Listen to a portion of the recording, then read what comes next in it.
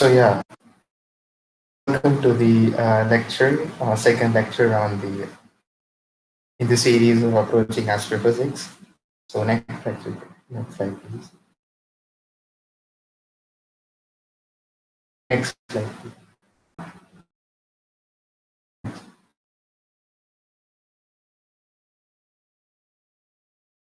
So this is the structure of today's lecture. We will first be looking at the definitions and the scales at which we measure the astronomical distance, mass, and time scales, and also the brightness, radiance flux, and luminosity. And then we'll move on to how we actually measure them and what are the different methods that we use to measure the distances, stellar radii, mass of the stars, and stellar temperature.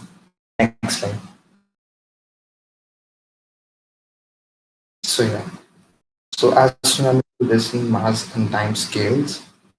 So in astronomy, we are interested in measuring various physical quantities such as the mass, distance, radius, brightness, and other things of the celestial objects. So we know that in astronomy, in astronomical terms, these are very different scales as compared to the measurements that we do in our day-to-day life. So therefore, we first need to understand these scales and then define the units of measurement for important astrophysical quantities. So we'll first begin with the astronomical distances. Next slide. So astronomical distances, as we already know that the sun is at a distance of about 1.5 into 10 power 11 meters from the earth, and this is the mean distance that is from the sun and the earth, and it is called and it is given a name, and it is called astronomical unit. And the distances in the solar system are usually measured in this unit. So another unit is the light year, used for measuring distances to stars and galaxies, which are way greater when compared to the distances within the solar system. And the third one is the parsec, and it is also used a lot in astronomical terms. Next slide. So let's see what are the definitions of these units. So first one is the astronomical unit, and it is the, as I said, it is the mean distance between the sun and the earth. So one astronomical unit it is equal to 1.4 to 10 power 11 meters, and one light year, it is defined with the distance traveled by light in 1 year, and it is equal to 9.4 into 10 power 15 meters, and in astronomical unit it's given as 6.323 into 10 power 4. And one parsec is defined as the distance at which the radius of the earth's orbit subtends an angle of 1. So next slide. So here we'll see what do we mean by the parsec. So this is the sun which we have here, and the bigger circle is the radius of the Earth. Sorry, the orbit of the Earth, and one AU is the mean distance between the Earth and the Sun. So the angle subtended is 1 arc second, and the distance from the star to the Sun is what we define as parsec. Next slide.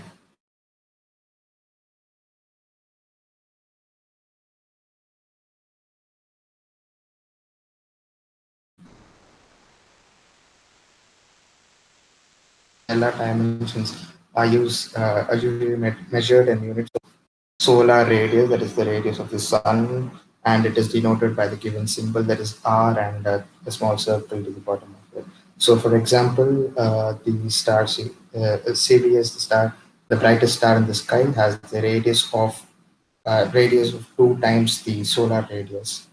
So the unit of measurement of size is 1 solar radius, and it is equal to 7 into 10 power 8 meters. Next slide. So next we come to the masses, and the stellar masses are usually measured in units of solar mass. That is of course, the mass of the sun, and it is denoted by m with a circle at the bottom.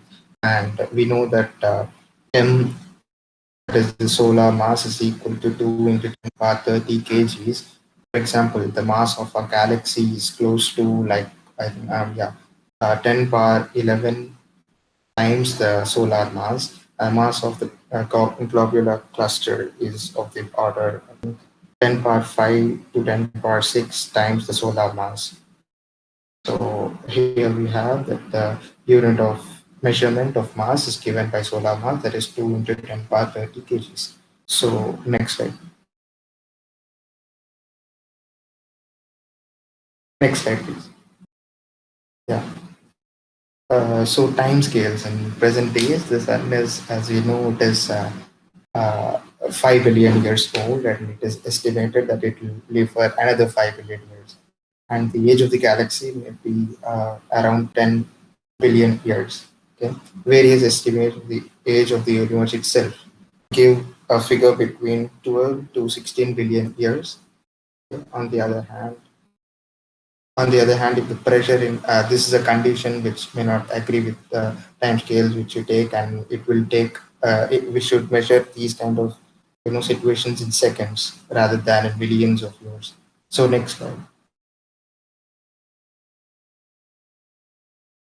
So here I have a glance of whatever we looked till now. So distances they are measured for Earth. It is like 1 AU. Jupiter it is 4 AU, and when you go to the Proxima Centauri, it is measured in parsec. And so you see, so USB, all those are measured in parsec. And so the radius it is measured, and radius and mass is measured in solar mass. So next slide. So next we come to the brightness, radiant flux, and luminosity.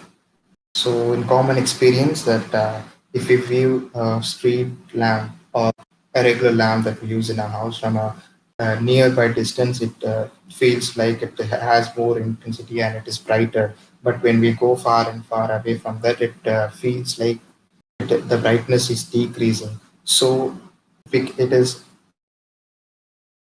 the brightness decreases when we are far, and in the same way, a really bright star, which is very far away, may look less bright, and much less brighter star when compared to the other star may look much better just because it is closer to us. So it is the apparent. So we define something called the apparent brightness of the star, and it is defined in terms of what is called the apparent magnitude of the star. So next slide. So apparent magnitude. Here there is a history that the Greek astronomer was the first to give the name. So what is actually important here is that he numbered the apparent magnitude of the stars on the scale 1 to 6.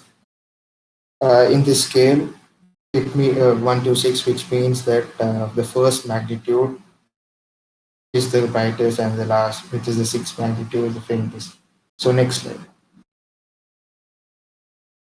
So the apparent magnitude, this is a formal definition if we give. The apparent magnitude of an astronomical object is a measure of how bright it appears. According to the magnitude scale, a smaller magnitude means a brighter star. So the magnitude scale is actually a non-linear scale, which means that just because a star is like twice near than when compared to another star, it doesn't mean that it should like appear 2 times brighter. It's not linear. We define something else to that. So we'll see that in the next slide. Yeah. So, this is the definition that we give to compare the brightness and the apparent magnitude, that is m1 minus m2 is equal to 2.5 log base 10 b2 divided by b1. So b is the brightness of the star. So I've not written the uh, derivation here. I've just given the formulas of the relations between those. And here there is the table which shows the magnitude difference and how the brightness ratio varies with magnitude difference. So M1 and M2 are the magnitudes, the apparent magnitudes, and B1, B2 refers to the brightness of the stars. Next slide. So next we come to the luminosity and radiant flux. So the apparent magnitude and brightness of a star will not directly give us all the idea of the total energy emitted by the star. So that is why we define something called the radiant flux and the luminosity of a star. So luminosity and radiant flux. The formal definition is that the luminosity of a body in regular, not only astronomical terms, in astronomical terms, but in regular terms, we define the luminosity of a body as the total energy radiated by it per unit time, and radiant flux at a given point is the total amount of energy flowing per unit time per area of the surface. Of course, the direction is perpendicular to the area vector. So the unit of radiant flux is second inverse and centimeter inverse square, and the luminosity is given in the units of second inverse. So next slide. So here, the radiated energy which we have discussed does not refer to just the visible light, but includes all the wavelengths of light which are not visible to the naked eye. And the radiant flux of a source depend on two major factors, and that are the radiant energy emitted by it and the distance of the source from the point of observation, which is completely included. So, suppose, for example, a star is at a distance r from us, and then we draw an imaginary sphere of radius r around the star, just like an orbit. And the surface area of the sphere is 4 pi r squared, and the radius flux f of the star is related to the luminosity as given below. And this activity is similar to what we do, and if you remember in electrostatics, where we calculate the flux of a charge enclosed by a sphere. So it is similar to that. Next slide, please. So the luminosity of a stellar object is measure of intrinsic brightness of a star. It is generally expressed in the units of solar luminosity, that is the luminosity of our star, that is the sun itself, and it is equal to 4 into 10 power 26 watts, and in the usual units, that is the second inverse, it is expressed as 4 into 10 power 33. And for example, here I given the luminosity of the entire galaxy of ours is about 10 power 11 solar luminosity. So now the energy from the source received at any place is determined by the brightness of the source. This implies that F, that is the flux, radiant flux, is related to the brightness B. And the brighter the source, the larger would be the radiant flux. So it is related by the equation which is provided here, that is F2 by F1 is equal to 10 power M1 minus M2 divided by 5. So F1 and F2 are the radiant fluxes, and M1 and M2 are the apparent magnitude difference. Next slide. So here I have already defined the absolute magnitude. Till now we have seen the what is apparent magnitude, but there should be something called the absolute magnitude, right? So we defined the absolute magnitude m of an astronomical object, and it is defined as its apparent magnitude if it were at a distance of 10 parsec from us. So we define the absolute magnitude as it is equal to the apparent magnitude if the source was at a distance of 10 pc from us. So here we see a diagram, and here the star is at 10 pc, and the apparent magnitude which we measure is equal to the absolute magnitude of the star or any stellar object for that matter. Next. So now to relate the absolute magnitude of a star to its apparent magnitude. So let us consider a star at a distance r c parsec with apparent magnitude equal to m. So luminosity will be L and the radiant flux is F1. So now we have the same star placed at a distance of 10 pc, which is a standard distance that we have defined, and from the place of observation.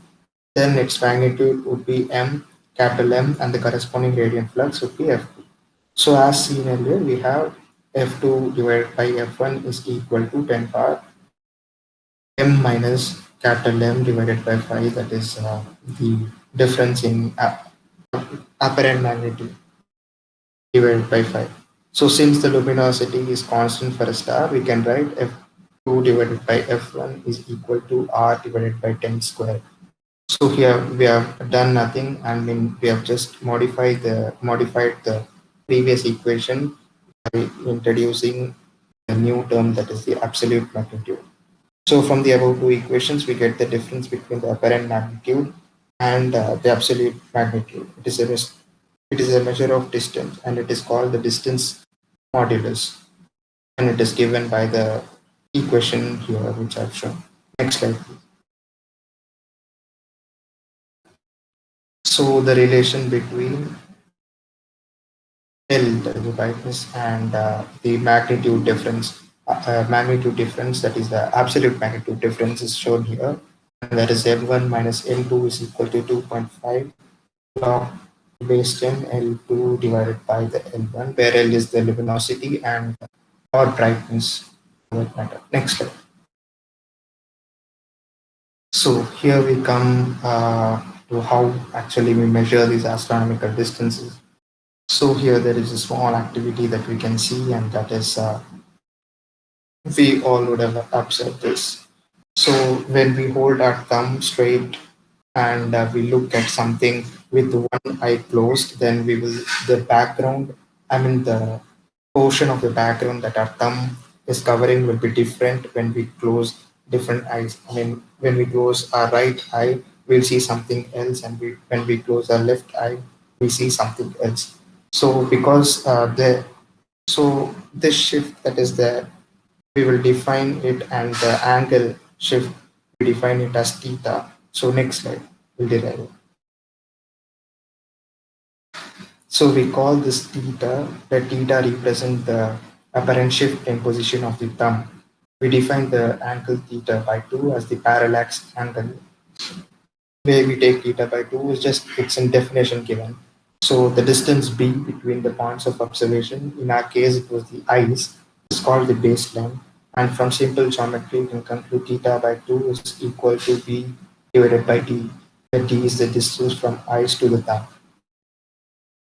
So the parallax method can here shown here can not only be used to measure very small distances, but in the next slides we are going to see that they are also used to measure the astronomical parameters. Next slide, please. So here there is something called the stellar parallax, and it is similar to the trigonometrical parallax. So for measuring the distance of a star, we must use a very long baseline, and it is very long in the sense it is very long when compared to the radius of the Earth. It should be long because if we don't take it long enough, then the parallax angle, that is the theta by theta, will become very very small, and what we need for our calculation is theta by 2, which will be very small, so we'll not be able to calculate the difference in that angle. So we need to take the length of the baseline to be very large. So what we do is we take the diameter of Earth's orbit as the baseline, and make two observations at an interval of 6 months, so that at the starting will be at one end of the orbit, and after the 6 months we will move through the diameter of the orbit. 1/2 of the maximum change in angular position of the star is defined as an annual parallax. Next slide.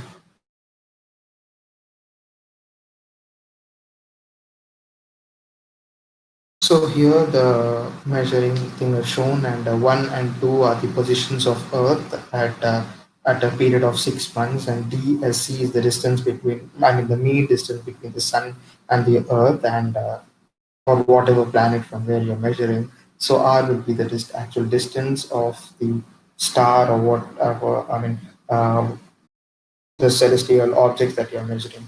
So from trigonometry, if we measure it as the tan theta will be equal to d divided by r, and d is the average distance between the sun and the earth. So we defined it to be, if you remember, it is the astronomical unit, so it is 1 AU. So r will be 1 AU by theta. So here tan theta can be approximated to theta, as I already told that theta will be very very small. So 1 parsec is the distance of an object that has a parallax of 1 second of an arc. So this is another definition in which you can define parsec. Next slide. So next we're going to see the masses of the stars. So two stars evolving each other form a binary system. Fortunately for us, a large fraction of stars that we see in the sky are in binary system, that is one revolving around the other in reference to one, and therefore their masses can be determined easily in methods we will determine how. So binary stars can be of three kinds. Okay, so one is visual binary stars and spectroscopic binary stars, and the other is, and the third one is the eclipsing binary stars. Next. So the binary star motion, I think, if you remember, we studied in two-body problem when we're studying the Newton's laws in mechanics. So the first kind of binary stars are the visual binary stars. So it can be seen moving around each other.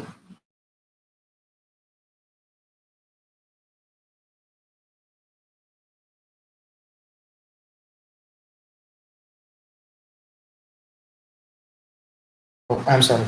So these stars can be seen moving around each other with the help of a telescope.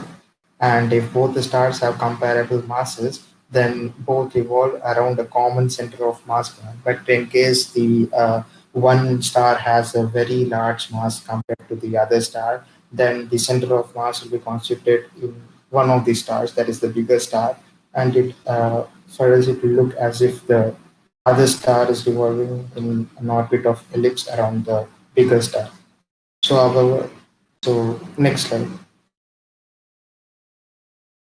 So next one is the spectroscopic binary stars. So the nature of these stars is that the binary uh, characteristic is revealed by the oscillating lines in the spectrum. Also consider the situation which I've shown here, and here the star one in the left side figure is moving towards the observer, and star two is moving away from the observer. That is us. I mean, we are seeing it from the bottom line, so away from the observer. So in the figure two, I mean, after a period of 6 months, or I mean, sorry, after a period of equal to half the time period of revolution, it appears that the star two is coming towards the observer, and star one is going away from the observer. And so this spectral lines of star one are shifted towards blue region and their original position due to Doppler effect. So the lines of star 2 are shifted towards the red region half a period later. Star 1 is moving. So in this case, I mean, in this case, we can find it out using the Doppler shift, right? The blue shift and the red shift. So now the spectral lines of the two stars are shifted in directions opposite to the earlier case, in which the way the spectral lines oscillate. So observations of oscillating stars indicate that the stars are binary stars. So if only one of the star is bright, then only one set of oscillating lines is observed. If both of the stars are bright, then we observe both set of oscillations. Can be seen. Next slide. So next is the eclipsing binary stars. Okay. So if the orbit of the stars are such that the stars pass in front of each other as seen by the observer, then the light of the group dips periodically. Yeah. So this periodic dip reveals not only the binary nature of the star, but also gives us the information about their luminosities and sizes. Because it is coming near to the observer, the luminosity of the brightness increases. So in this case, next slide, please, we'll see the use of these binary stars. So now we have just seen that how we can determine that the stars are binary in nature. So here, now the question is, how do we determine the mass of the star? So the suppose M1 and M2 are two stars, and A is the distance between them. Then by using the Kepler's third law, we can say that the time period of the relation between the time period and the the distance between the star and the planet is given by the Kepler's third law. So we can assign a constant here, which is an observational constant. So g times the p square divided by 4 pi r square times m1 m2 is equal to aq. So you can see g pi r square and m1 and m2 all are constants. So It is exactly the Kepler's third law, that is P square is directly proportional to AQ. So P is the period of binary system and G is constant of gravitation. The relation gives us the combined mass of the two stars. However, if the motion of both stars around the common center of mass can be observed, then we have M1A2 is equal to M2A2. That is MA is constant, where A and A1 and A2 are the distances from the center of mass of the two bodies. Next slide.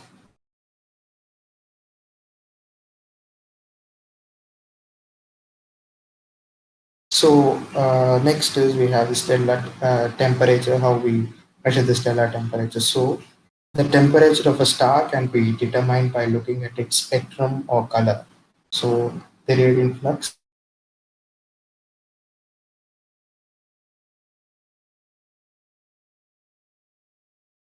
lambda for various lambdas, and you can see that this graph is quite similar, right? We have seen this graph in quantum mechanics where uh, we gave it for the black body radiation at a certain temperature T. So next slide. So assuming the star, as we have done for the black body radiation itself, here also we assume the star to be radiating as a black body. So it is possible to fit it in a Planck's curve to be observed data at temperature T. So we give lambda max into T is equal to 0.29 centimeter Kelvin.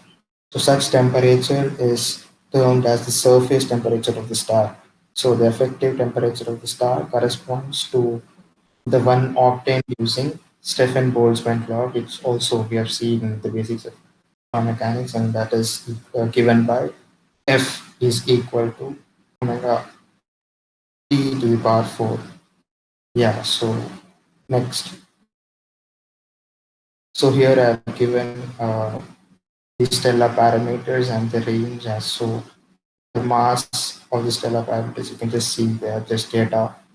And so we can find various empirical relationships among the different stellar parameters, that is the mass, radii, luminosity, radiant flux, etc. And so the here the relation I've been given the relation between the luminosity and the mass, and that is related by the given equation. So next slide. So yeah, thank you. I think this is the end of the lecture, and Achyut is going to continue with the positional astronomy. Over to you, Achyut.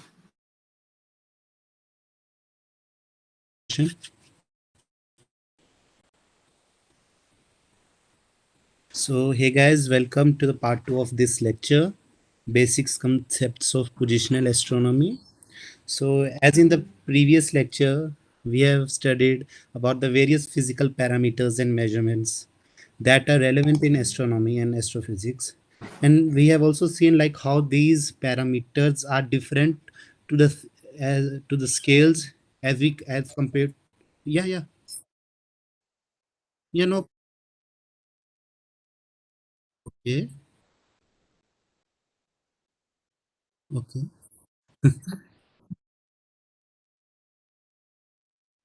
Yeah, yeah, I can see. Yeah, yeah,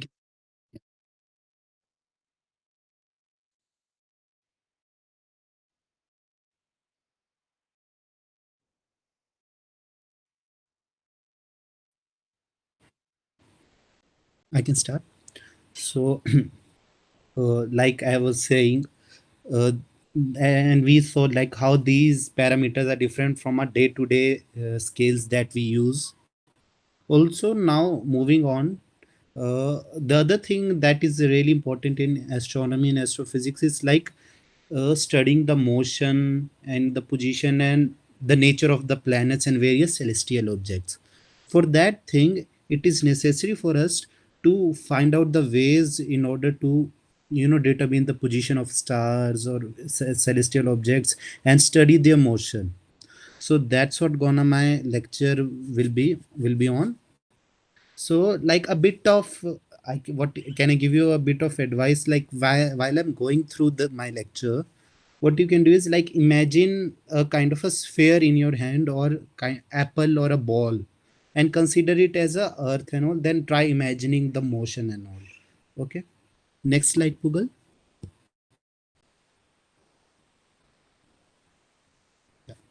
Next slide, introduction.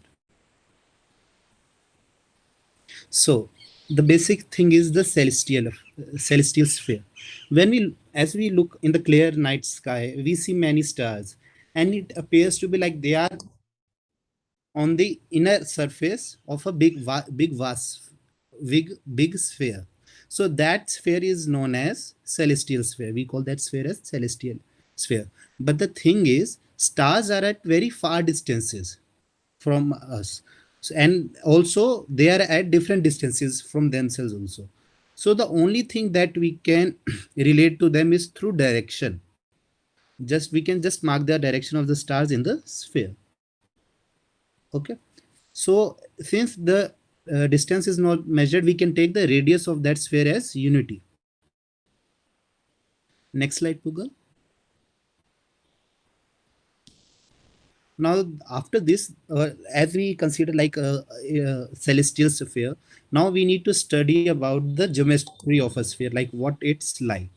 So as we know, like if we have a sphere and if we cut a plane through it, if we cut a plane through it at its center, we'll get a great circle.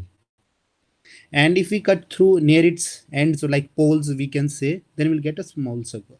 It's similar to like that when we have a mocktail, so there is a perfect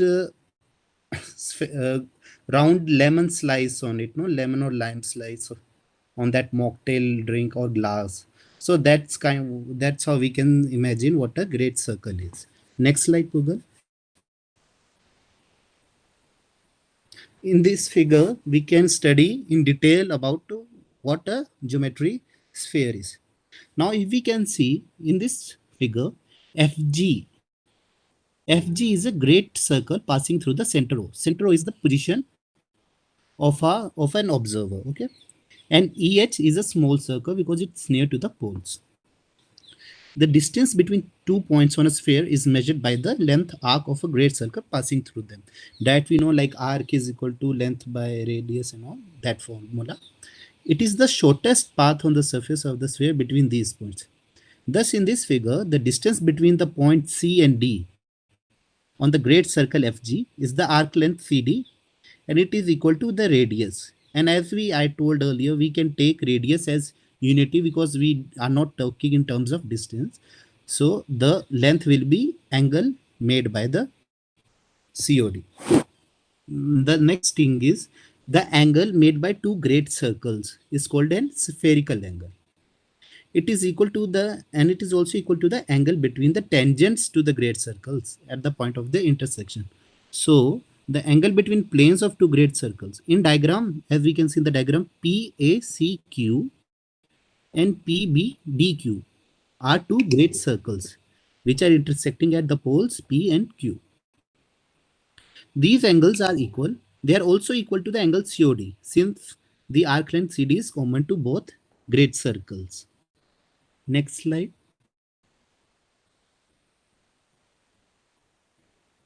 Now, the other next thing that we come across is a spherical triangle. It's nothing but a closed figure which is formed by three great circles that are intersecting on a sphere. In this figure, like if we go behind, PCD was a spherical triangle. The elements of a spherical triangle ABC in the figure given alongside are three spherical angles denoted by ABC and three sides small ABC. So one thing that we need to keep in mind is that it's not a merely three-sided triangle. The sides must be the arcs of a great circle. And one should also keep in mind, like in astronomy, we can measure sides in degree or radians. Also, how we can imagine this spherical triangle, like how we can imagine is like if we take an apple or something, and when we try to cut a wedge of it, so we make two or three slices and we take out a wedge. So we can consider that wedge as a spherical triangle. Next slide, Google. So now when we are talking about these closed figure, it becomes very necessary to relate the angles and side of the spherical triangle. So these are certain formulas or conversions. So the sine formula is sine of capital A divided by sine A is sine B, and sine of capital C divided by sine C. And cos A is equal to cos B, cos C plus sine B, sine A, sine C, and dot cos A. So these are the formulas. Like I haven't shown like how they are derived, but they are there. So now that we have been familiar with the geometry of a celestial sphere, we can learn about different coordinate systems used to locate a celestial object. Next slide, Pooja.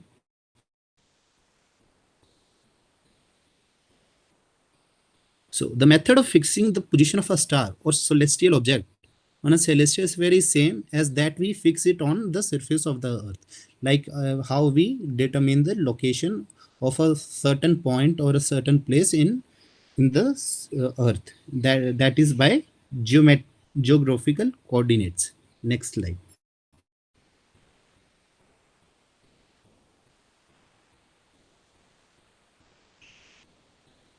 Next slide. So when we talk about our earth, the any place on earth, it is specified by two coordinates, that is latitude and longitude. The line joining the poles is always perpendicular to the equator. So as we can see, this the line joining that north and south pole at 0 is perpendicular to the equator. The circles parallel to the equator are known as latitudes, and the circles that intersect through north and south poles are called longitudes, and longitudes are also great circles. So by international agreement, the geographical coordinates of a place P are specified with respect to the equator and the meridian through Greenwich, which is also known as the prime meridian. So like if we want to locate the position of P, so how could we say like it's at longitude, suppose it's longitude 5. So 5 degree west and 3 degree east. Like this we can, I mean, it's just the example. Next slide.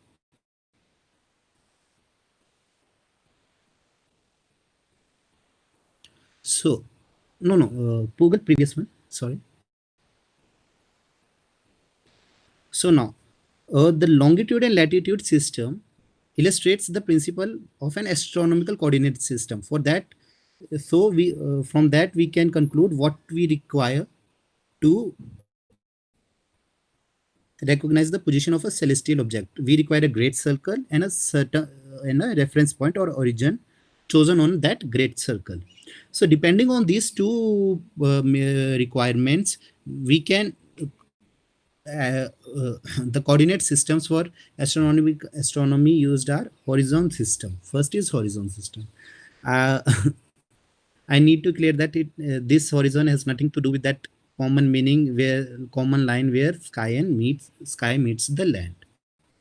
So here we suppose that we have an observer at O at latitude alpha. The point vertically overhead the observer is called the zenith. It is denoted by Z. The point vertically below the observer is known as nadir and is denoted by Z dash.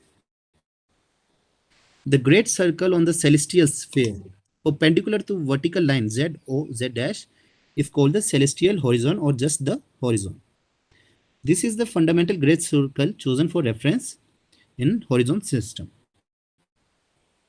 The great circle Z and Z dash as Z containing the zenith of the observer is called observer's meridian or the local meridian. N and S are the points of intersection of the horizon and observer medians. And they are like geographical coordinates also like north and south. Either N or S can be taken as reference points in this system. Next slide.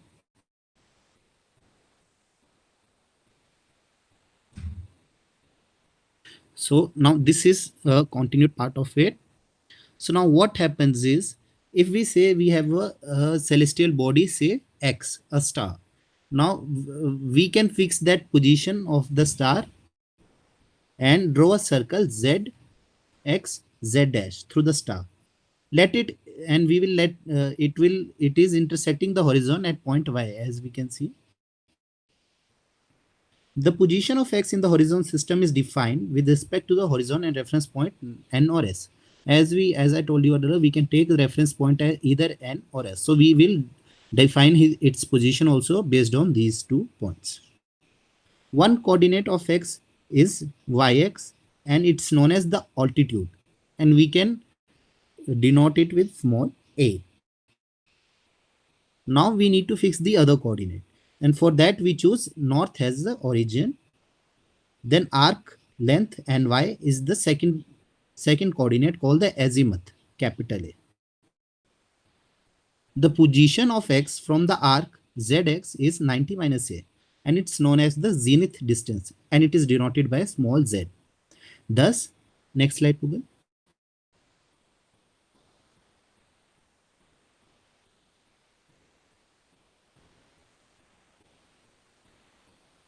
Next slide. So this is the explanation of what I said. So from this we get clear that the horizon system, the position of x can be specified by the coordinates small capital A and small a, or capital A and small z. So after studying this horizon system, we conclude that it is a very convenient system, and most or small telescopes use it to locate a celestial object. The azimuth gives us the direction in which to look for an object, and the altitude then us gives the approximate of the angle at which we should keep our telescope in order to locate the object. Next slide. So this is nothing but a terminology, certain terms used in horizon coordinate system. First is horizon coordinates. They are capital A small a or capital A and small z. The azimuth A is the arc length ny along the horizon if n is taken as the origin. The altitude A is the arc length yx along the great circle containing the zenith and the star. The zenith distance z is the arc length zx from the zenith to the star on the great circle. Fundamental great circle, we have taken it as horizon, and the reference point we could take north or south of the horizons and observer's medium. So next point, next slide. So after studying the horizon system, it's like very convenient and simple, but it has two disadvantages. As we know, like if we are an observer at all, and if we are say, as we said, we want to locate the position of x. So as we know, the earth rotates from west to east, so that stars appears to rotate in east to west, and it will change its position every other time. So the horizon or that reference point could not be the same for every person. So like it's not uniform or absolute. So for that we have another type of system to measure the coordinates, and that we call as equatorial system. So the figure shows the celestial sphere for an observer O. The great circle, whose plane is parallel to the equatorial plane of Earth and contains the center of the celestial sphere, is called the celestial equator. P and Q are the poles of the celestial equator. P is the north and Q is the south celestial pole. These poles are directly above the north and south terrestrial poles as on Earth, and as you know, the point P also points to the pole star. In the diagram, the great circle is NESW, is the observer's horizon with the zenith z as its pole, and RWTE is the celestial equator for which P and Q are the poles.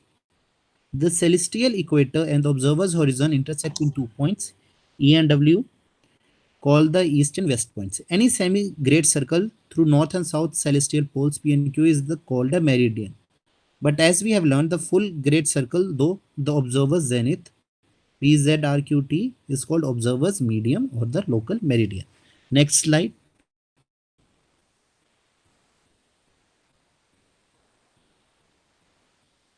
Now suppose if we want to define the equatorial coordinates of a star X, the celestial equator, which is RWTE,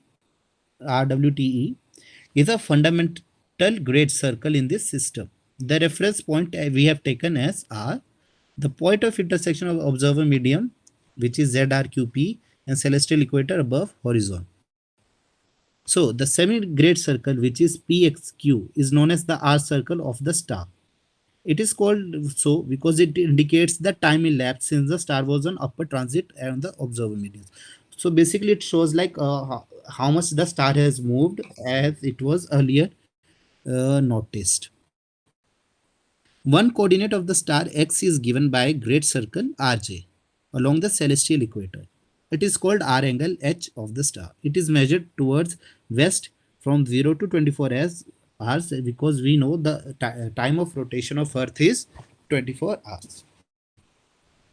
The other coordinate required to define the position of the star is the circle arc Jx from the equator along star's R circle, and it is also known as declination delta. As the path of diurnal motion of the star is parallel to the celestial equator, the declination delta of a given star does not change during the diurnal motion. The R angle and the declination specify the position of the star in the local equatorial system. And as I told you, in astronomy, angles such as R angle are frequently expressed in time units according to relation. We know we have like it's a sphere. So 24 hours it will rotate, the earth will rotate the full in a circle, and that is 360-degree. And then from that 1 hour we get 15-degree, and 1 minute 15 seconds, and 1 second dash 15 double dash. Next slide. So this is the terminology that we have come across in equatorial system. So in this, the coordinates are h and delta, declination and h. The r angle h is the arc length rj along the celestial equator, and the delta is arc length jx along star's r circle. And the fundamental great circle that we have chosen is celestial equator, and the reference point intersection of observer's medium, meridian, and celestial equator. Next slide. So now we shall define a coordinate system in which both the coordinates of a star remain unchanged during its diurnal motion. For this, we can choose the celestial equator as the fundamental great circle and the vernal equinox as the reference point. Now let us understand it.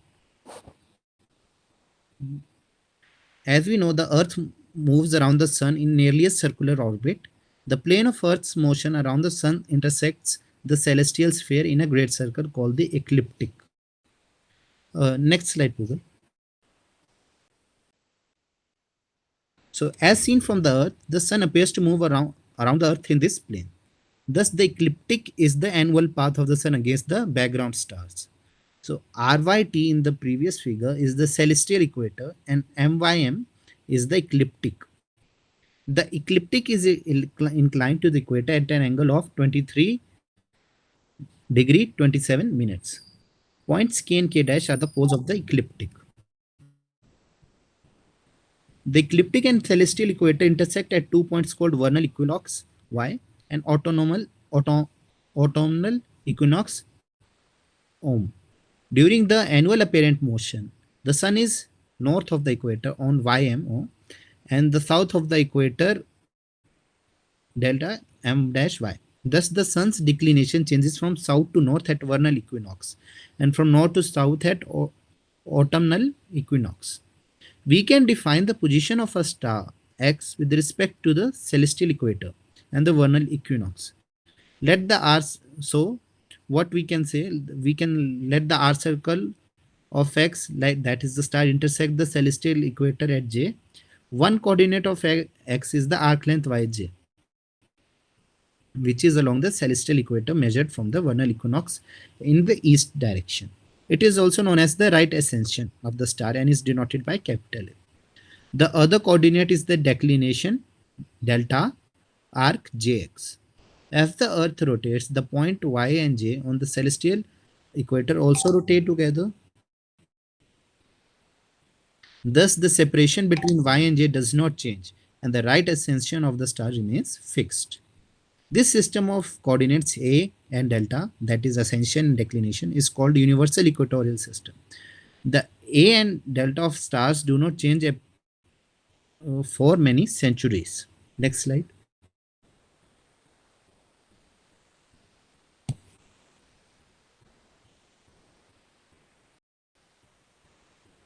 So this is the terminology we have used in equatorial system universally. So the coordinates are as ascension and declination, and it is the arc length yj eastward along the celestial equator, whereas declination is the jx along stars r circle. The fundamental great circle here we took as celestial equator, and the reference point as vernal equinox. Next slide. These are certain celestial objects and their universal equatorial coordinates. Here we can see Crab Nebula. RA is like 5 ratio 35 hm, and the declination is 22 degrees 01 meters. Andromeda Galaxy, Ring Nebula, and Orion Nebula. These all we can define, or we have defined all this by using equatorial coordinates. Next slide. So now I will just briefly let you through the diurnal motion of the stars and the sun as seen from different places on the surface of the earth. So in the above figure drawn for an observer in northern latitudes, the diurnal circles of stars north of the equator are more than half of above the horizon, that is arc jkl. As we can see, like the diurnal circles of stars north of the equator are more than half of the horizon, and the diurnal circles of for stars south of the equator are less than half above the horizon. Next slide. So, so for an observer in northern latitudes, we'll see more northern stars for longer duration above the horizon compared to the southern stars. For an observer on the equator, the zenith is on the celestial equator. Hence, both northern and southern stars are equally visible for 12 hours as their diurnal circles are perpendicular to the horizon. Next slide. Now, if we observe stars to north, we find some stars never set. Right? They never go below the horizon. Instead, they trace complete circles, as we can see in the circle. Like it never sets; it just traces its path. Such stars are known as circumpolar stars, and the Egyptians called such stars as the ones that know no destruction. Such, and these are also near the south pole also. So both the poles we have certain stars which never sets. Next slide. Now, for an observer at latitude, let's say phi, in a northern hemisphere, the declination of circumpolar star is given by delta is greater than equal to 90 minus phi. As we can see in the figure, the angle phi and 90 as it is perpendicular. So the declination we can get it by 90 minus phi. The southern stars with declination less than 5 minus 90 are never seen above the horizon. They never rise. The situation is exactly the opposite in the southern hemisphere. For an observer on the equator, where the latitude we have taken as 0 and the maximum value of declination is 90 degree at north and south poles, hence there are no circumpolar stars as the declination of stars never exceed 90 degree. Next slide. At and if we talk about north pole, where the latitude is at like 90 degree, all stars lying north of equator, that is uh, declination greater than equal to 0 are circumpolar, while southern stars are below the horizon. These will be invisible. Next slide. So as we have studied before, because of early revolution of earth around the sun appears to move around the earth along ecliptic.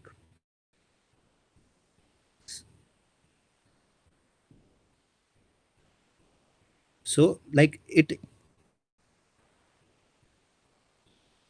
moves at a rate of 1 degree per day. As a result, the right ascension and declination of the sun changes continuously. So what we can say, the sun is at y on or around March 21 every year.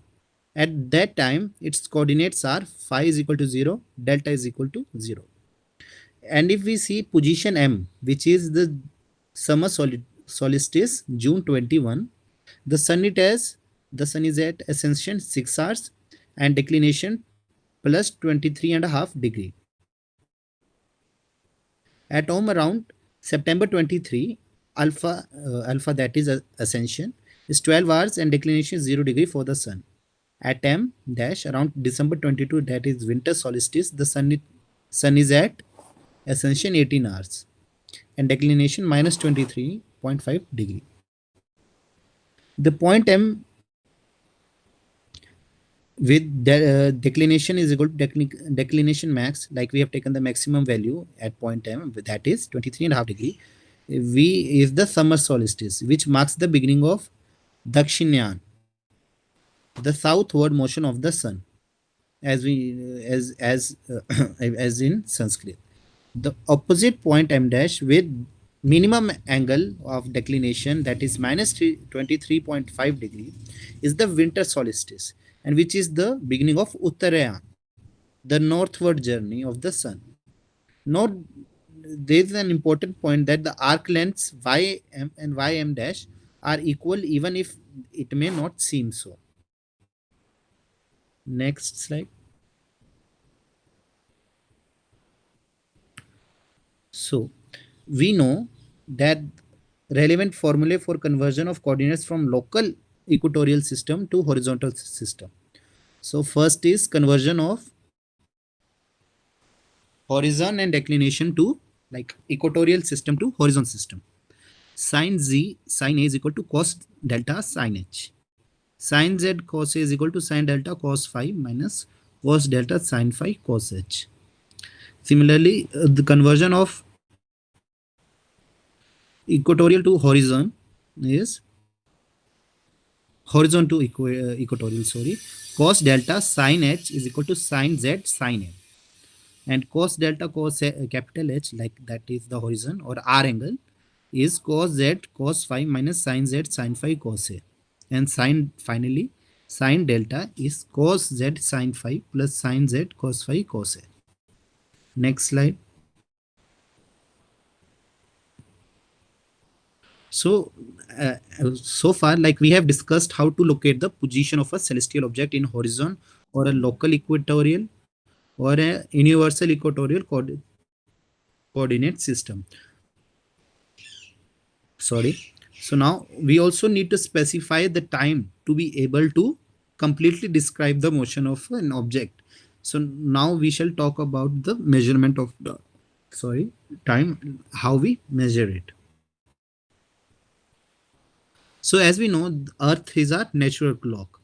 And as we talked in our first lecture, like that is history of astronomy, the ancient people were familiar with the rotation and revolution of the Earth around the sun, and also the revolution of the moon.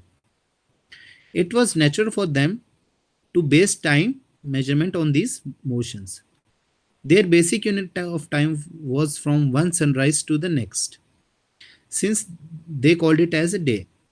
Revolution of Earth around the sun provided another unit which was known as year. And the third unit month is approximately the period of revolution of moon around the Earth, which gives us. So the basic unit of time we can define as time required for the Earth to rotate around or to rotate on its axis. If rotation is considered with respect to the sun, then the time for one rotation relative to the sun, we can call it as solar day. And if that is the sign from time from sunrise to next sunrise. On the other hand, if the rotation period, if we take the rotation period of the Earth relative to the stars, then it is known as sidereal day. The sidereal day is different from a solar day, and it arises due to the difference of the Earth's revolution around the sun. So in this figure alongside, Earth is initially at rest A. That black dot, black circle in on the left hand side, we have considered it as Earth, and which is and it is in its orbit around the sun. Suppose at a given place F, like F, the sun and distance are overhead, and a distant star overhead. Thus, it is noon for an observer at F point and midnight at F dash. One sidereal day later, say at after say time t, the Earth is at point B. Okay, but now the solid arrow does not point to the sun, though it would still point to towards the distant star as it is very far as compared to the sun. So at time t, the sun is not overhead at F, and it is not noon at F. So the solid arrow points towards the sun only a little later at point C, when the Earth has turned upon its axis and moved a little bit on its orbit. The time from A to C is equal to one solar day, while the time from A to B is equal to one sidereal day. Since, as we know, the sun regulates human activity on Earth, we use solar time in our daily life. The sidereal time is not very useful as for civil purposes, like for our daily to daily purposes, but for astronomical observations, it's very nice. Next slide.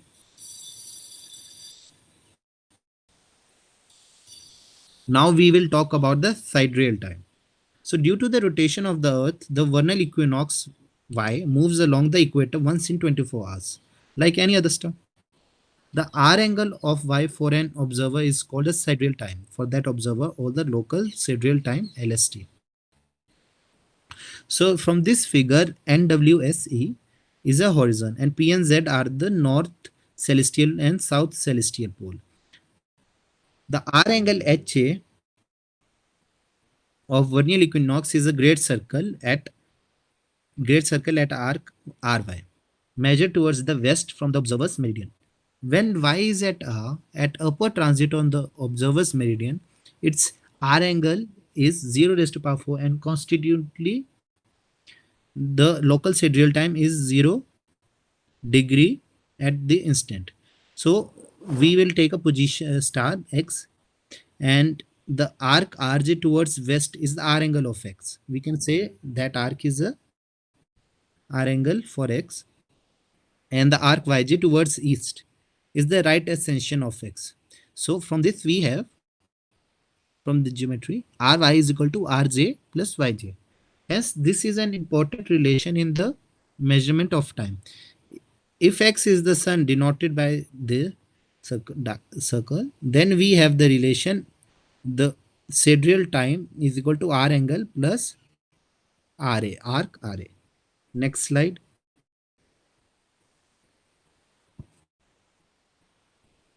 So the another thing that we come across is the apparent solar time.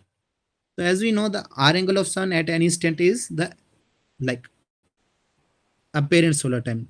Like whatever position the sun like is at sun, the R angle at that point we call it as apparent solar time. The interval between two consecutive transits of the sun over the same meridian is called apparent solar day. In the figure given alongside, we show sun at noon on March 21. When sun and the vernal equinox are on the local meridian, the celestial sphere rotates, and sometime during the next day, the vernal equinox is again on the meridian. That interval of time is one sidereal day. A fixed point on a celestial sphere has gone around once. But in that time, the sun has moved eastward along the ecliptic, but the sun is yet on the meridian, and it is not yet noon. The celestial sphere has to rotate a bit more to bring the sun up to the meridian. This time interval represents the apparent solar day. So as we know, like this like it is a position R angle of sun at any instant, so we can find this apparent solar time or apparent solar day at throughout the year. So the sun is an irregular timekeeper, we can say, and consequently the time based on the position motion of the sun is not uniform. The non This non-uniformity is the solar time due to two reasons. First, the path of apparent motion of sun is elliptical and not circular. This means that sun moves at a non-uniform rate. The second reason being sun's apparent position is in the plane of ecliptic and not in the plane of equator.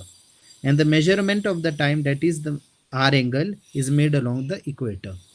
Next slide. So as we know, like what are the disadvantages with these apparent solar time and scheduled time? We needed to come up with a mean solar time which was uniform. So for that, as we said, for that sun is supposed to move uniformly, that is in a circular path along the equator, completing revolution in same time as actual sun does around the ecliptic. So the R angle of the mean sun at any instant is defined as mean solar time or simply mean time. And the time interval between successful transits of the mean sun time, we can say it as mean day.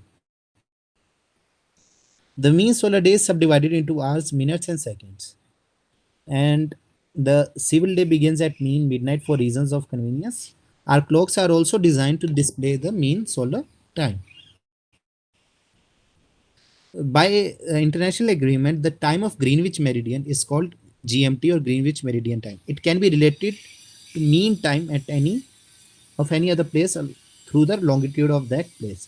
Since the Earth completes one rotation on its axis, that is 360 degrees of longitude in 24 hours, each degree of longitude corresponds to 4 minutes of time. Therefore, GMT at a given instant is related to mean time of any other place by a simple relation.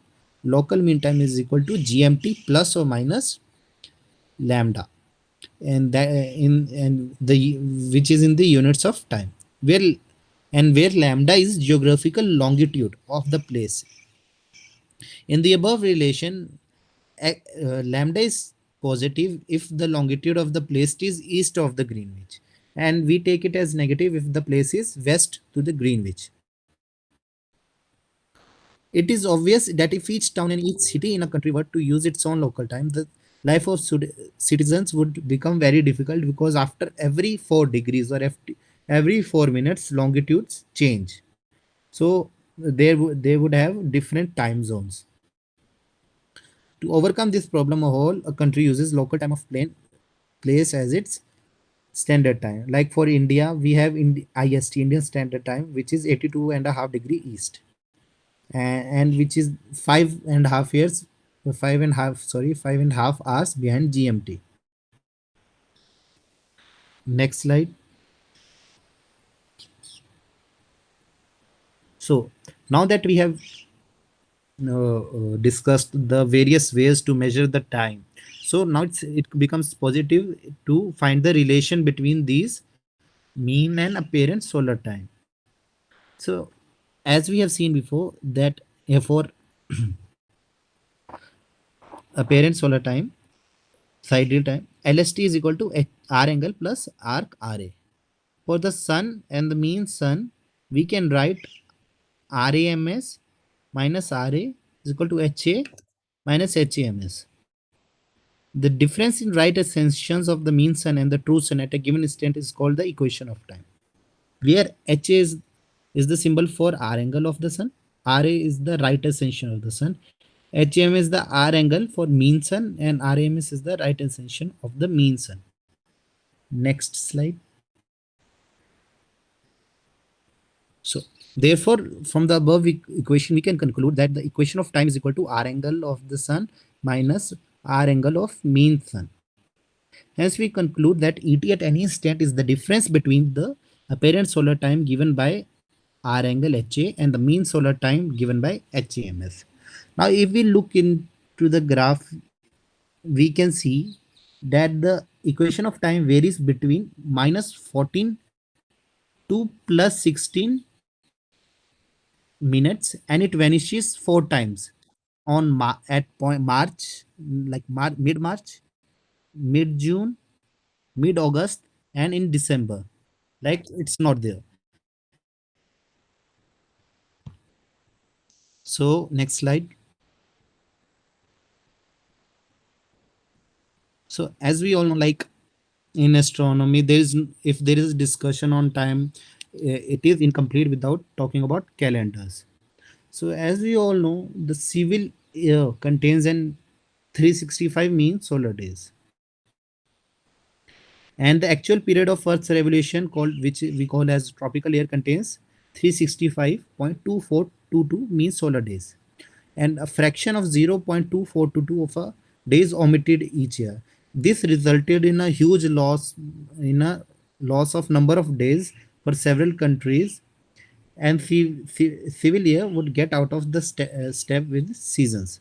To overcome this situation, Julius Caesar introduced Julian calendar named after him, year he in which the year was made of 365.25 mean solar days, and every fourth year was made to contain 366 mean solar days. This is called a leap year,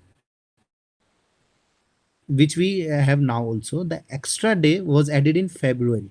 Thus, in the calendar, a year which is divisible by 4 is a leap year, in which month of February has 29 days. So, according to Julian calendar, any year which was divisible by 4 meant it is a leap year and had 366 days. So, but the actual length we know is 365.2422 mean solar days. The small difference between the assumed and actual length of the year created serious problem by 16th century, and the civil year was out of step in relation to seasons. To overcome this problem, Pope Gregory introduced in 1582 the calendar known as Gregorian calendar, which we still use now. So in this calendar, a leap year is defined as before, with, with the exception when a year ends in two zeros. It, according to it, a leap year will occur only if that year, particular years, is divisible by 400. Thus, in a cycle of 400 years, there will be 100 leap years according to Julian calendar, while there are only 97 in Gregorian calendar. Since the years 100, 200, and 300 are not the leap years. So, this was the mistake that was fixed. So, according to this fixed mistake, the average civil year to consist of same 365.2425 mean solar days, which is very close to the true length of a tropical year. So no serious discrepancy can arise in Gregorian calendar for many centuries. So now from with this we come to an end of our lecture. Thank you.